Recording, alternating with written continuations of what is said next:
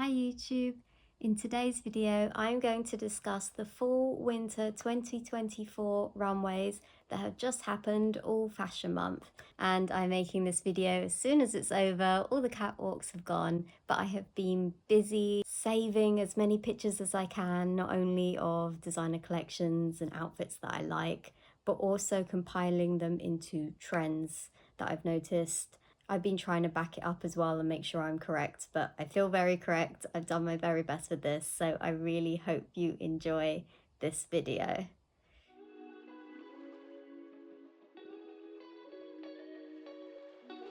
Let's start with colours. Red is very big right now and was really big last winter 2023. It's clearly going to be continuing on for a very long time, as this spring summer 2024, plenty of tomato, and it looks like from the runways that have just happened that this year for winter 2024 tomato red is here to stay. Fantastic if you're a spring, as the shade of red is a bright springy red that's got a golden undertone to it, but it's quite a pop loud primary red. This red I have been seeing in whole outfits, and I've been seeing pops of it here and there, so it's clearly really big and not going anywhere.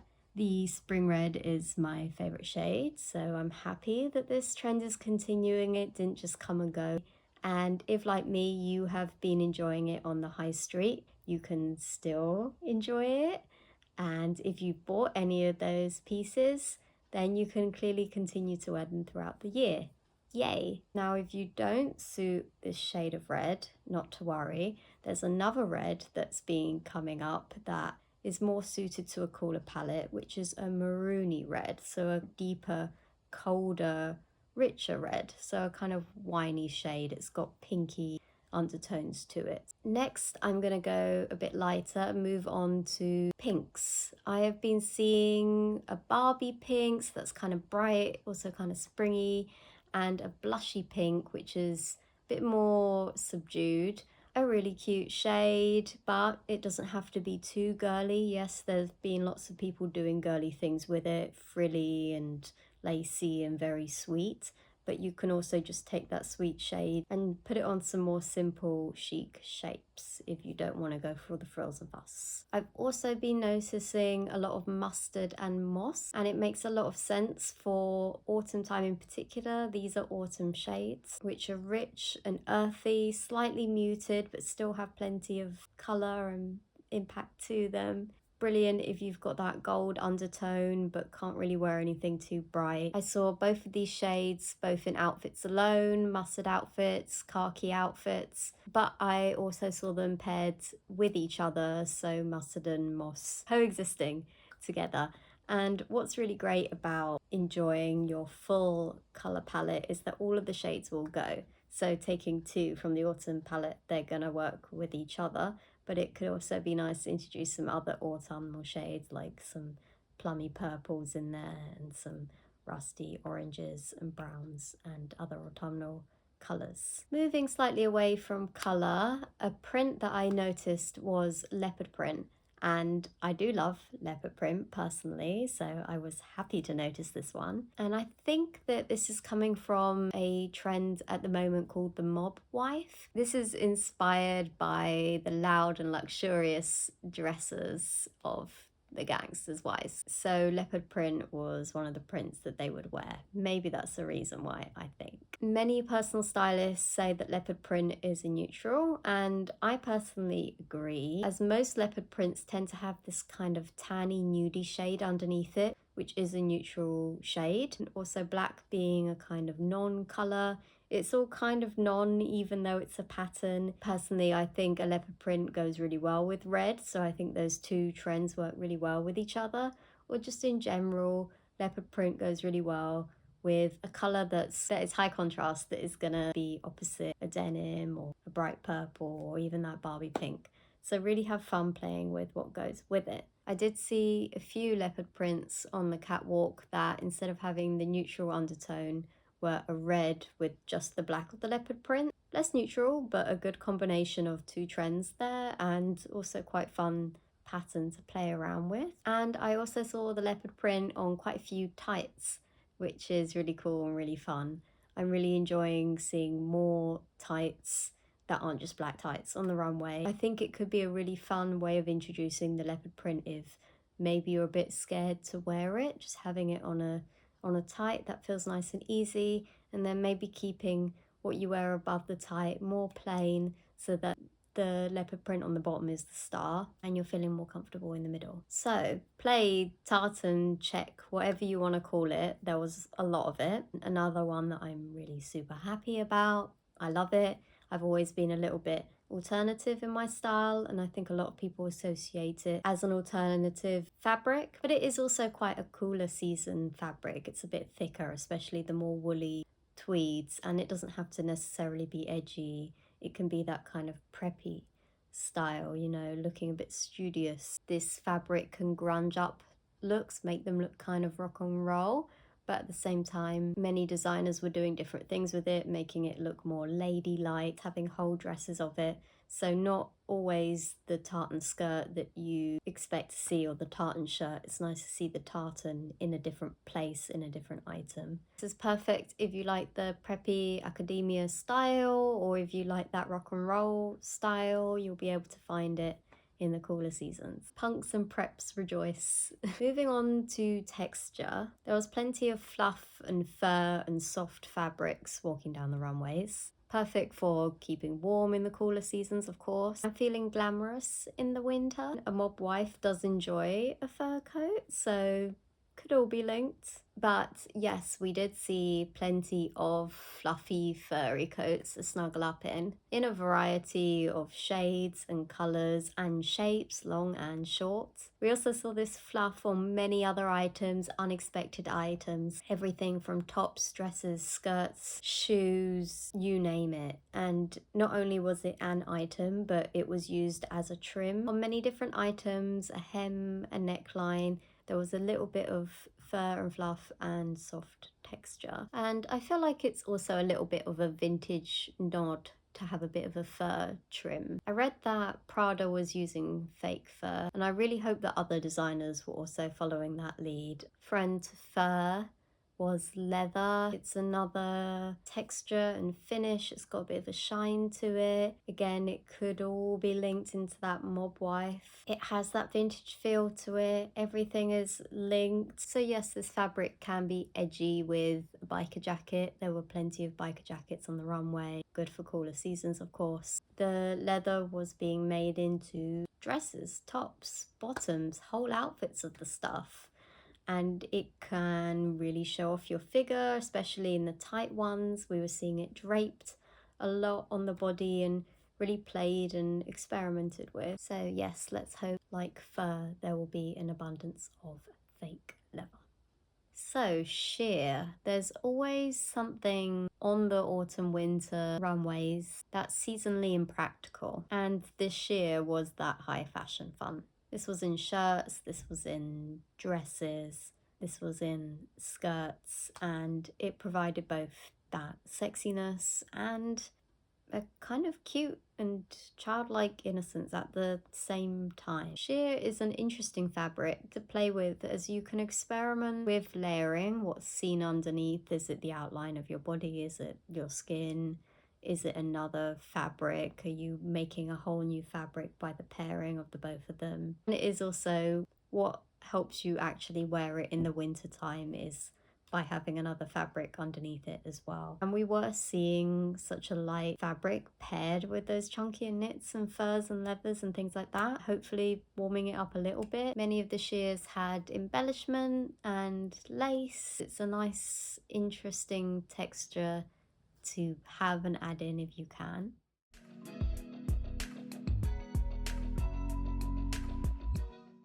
The cable knit made many appearances in collections. That's that thick, chunkier knit, so like a cable, like lines, cable lines, or knitted like this cable. And it's the perfect warm texture that makes you feel really autumnal, wrapped in a nice chunky cable knit something with your tea.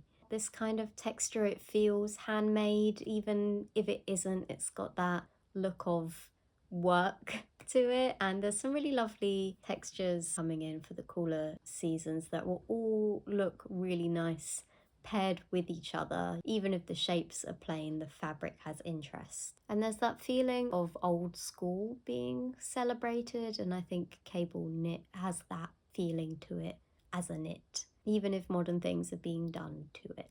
Also in knitwear, many of them had some kind of quirks to them. People were really playing and experimenting with knitwear. We were seeing fun and quirky motifs on things like jumpers. We were seeing patterns, we were seeing texture, we were seeing two-piece matching sets. We were seeing them put on the body in interesting ways, unexpected shapes to them. Personally, I love it when people have fun with knitwear. It's probably quite hard to pull off in the high street, so I'm interested to see how they do that, how they cut costs but still give us that runway fun. And if you're living somewhere colder like England, we're in knitwear a lot, so it's nice to have a range of knitwear and have it all be a bit different and express our personalities through it, because we're in it all the time. Something that is knitted that I saw a lot again in particular as an accessory was a long scarf. And this scarf tended to be very long, sometimes trailing on the floor.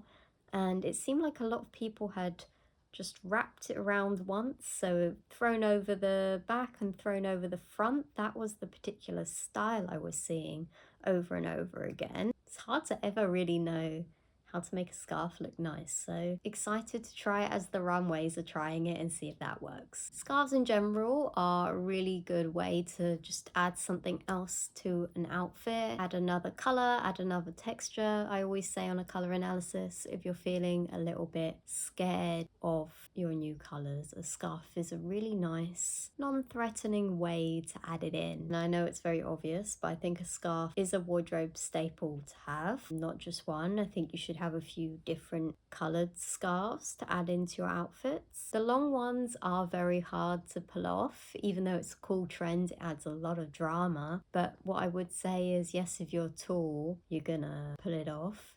If you're small, you might look a little bit overwhelmed. A thinner one could be a good way to go. Or maybe you just kind of go a little bit long for you. Don't go too far with it. Or perhaps you just want to do that catwalk fold over. So feel like you're nodding to the trend, but just don't overwhelm yourself with a massive scarf if you can't handle it. And it is nice having it's almost like having a really long line just sat next to your body, which is making the eyes go up and down, and I guess in a way making you look lengthened if you're smaller. So it could be good in that sense. Also interlinked is the cape, friend of the scarf. The cape came up many times on catwalks in many different ways. It was in a scarfish way almost, so kind of wrapped around the shoulders there in scarfy fabrics and not scarfy fabrics. There were capes in every fabric. There were capes in the structure of the clothing made into the fabric, in evening wear fabrics, in evening wear, capes as coats, short capes, long capes, lots of capes, so we can feel like detectives or superheroes this winter. Moving downstairs, another item that I think you can snuggle in is a maxi skirt. Personally, I love keeping my legs warm in a maxi skirt as an alternative to trousers. I think they can also keep you warm nicely. Lengthwise, we saw many go completely to the floor or just to the ankles or trailing. We saw like maxi. Style-wise, of course, there was the pleated maxi, the pleated skirt, many of which had a high slit cut into them. I think that's really nice, so you're not overwhelmed by too much fabric there. You can just poke a leg out a la Jolie. A-line, there was a lot of the A-lines, that really retro big maxi skirt, again with this retro femme style that I feel was also a big trend. Nice for drama, you know, having big shapes if you can handle it and not be overwhelmed by it. And it's also great if you're a bit lacking on the bottom half. Maybe you're a bit top heavy, you're a bit of a triangle, a bit of a strawberry body shape, and you want to look more hourglass, so it can be nice to go in and then out, so almost create a fake bottom, a fake bigger bottom half with these big A-line shapes that have got that structure to it. It will stay and really give you that silhouette even if you don't have it. There were also a lot of skirts in this column shape, so just really rectangular there. So you're just getting a long line of pattern and texture, which can be nice if you want to look a little bit taller and just... So as I mentioned before, there were many funky tights, a great accessory, I believe, and a great way to keep your legs warm again if perhaps the maxi skirt isn't for you. There was an array of colours and patterns going down the catwalks. They were the star, maybe they were just adding to all the different colours in the outfit. This current winter time and last year's winter time, we were seeing a lot of the bright red as a tight. This season coming, I think we're seeing more of that leopard print, lacy tights, white tights, more color, more pattern, just really going more with them. So yeah, I think they're a really fun accessory to have a play around with that may feel a little bit different. I know we're all used to the tight not being the star, but I think that can be really fun, especially if you like your legs and want to show off your legs and maybe just keep the middle half more muted and hidden. That can be a really fun thing for the cooler times. So lace wise, a lot of this was on a slip dress and other lingerie style items. These nightwear and undergarment styles popped up quite a lot, but made into items that you want to show off and actually wear out, not just to beds, not just underneath stuff. I always enjoy seeing items with their context change, so I quite enjoy something like a pajama or a nightwear and underwear, whatever, being worn as outerwear, something informal suddenly feeling really formal. A lot of these slip dresses have become more evening wear, which was cool. They had things underneath them, made them more grungy. It's got that retro 90s feel to wear a slip dress. So yeah, great to see.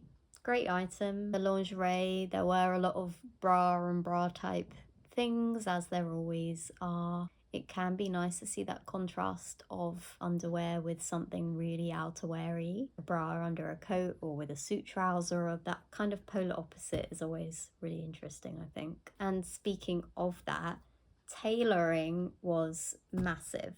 Key. Suits and tailoring loomed throughout fall winter 2024. In particular, the tuxedo was a key theme that many people played with elements of. The tuxedo jacket with its recognizable lapel. The jacket was oversized, it was cropped, it was there, even just the tuxedo lapel was there. There were even tuxedo jumpsuits, tuxedos paired with other unexpected things. Then other parts of the tuxedo, like the cummerband, which is the belt that you wear with the tuxedo, it's got pleats in it, sometimes with the tuxedo, and it's nice to take it out of that tuxedo context and put it somewhere else. Could be really cool with like a t-shirt and a frilly skirt or something not tuxedo-y. That will be fun if that turns up in the high street, so we can enjoy having a play with it, or if not, just steal it from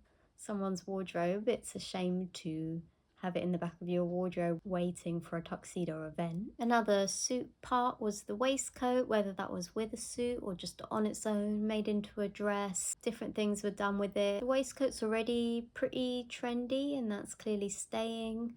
Also, the tie is pretty trendy and is continuing on to be trendy. So if you stocked up on ties last year, it's not for nothing. It's gonna definitely keep going. In general, with the suit itself, we saw a lot of matchy suits, whether that was in the typical suiting fabrics, lots of grey and tweed and pinstripe and white shirt and black tie and really typical suity suits. But there were also suits with slightly different shapes, like really short shorts. There were suits with really short mini skirts, kind of feeling a bit 60s. There were suits with pencil skirts and A-line skirts with that other retro femme feel, 50s feel. And there were also quite a few just oversized mensy suits as well. So in general, the suit, there were lots of. Another trend that just isn't budging or going anywhere is the bow and the ribbon. Bows were used as ties on the runway, they were used as belts, sometimes they were the stars, sometimes they were just accents, sometimes they were details. They were even in the structure of clothing. And the ribbon is that perfect girly detail, it's adding that sweetness without you actually having to wear a girly piece or a feminine piece, but still have that feel like you've done a nod to it.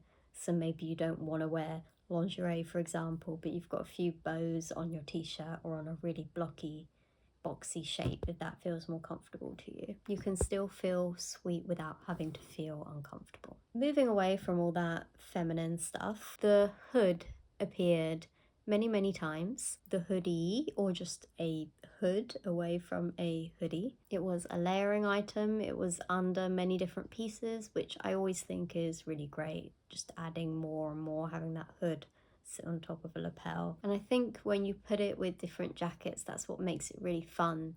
Taking that athleisure, that sportiness, and pairing it with formality and opposites again, you know, that's what's really interesting. It could be that tuxedo paired with that hoodie, two really different worlds, making the tuxedo feel less dressed up and you're making the hoodie feel more dressed up, and then you're meeting in the middle. Smart casual. So unlikely pairings with that hoodie can be really fun. And there were many just knitted hoods. So if you don't want to wear a hoodie but you like the hood, you can take it away from the rest and just plop it on top of your dress. They were incorporated into many different shapes, so you always have that option. And if you're in rainy old England, then, I mean, it's not a practical rain support, but you have it.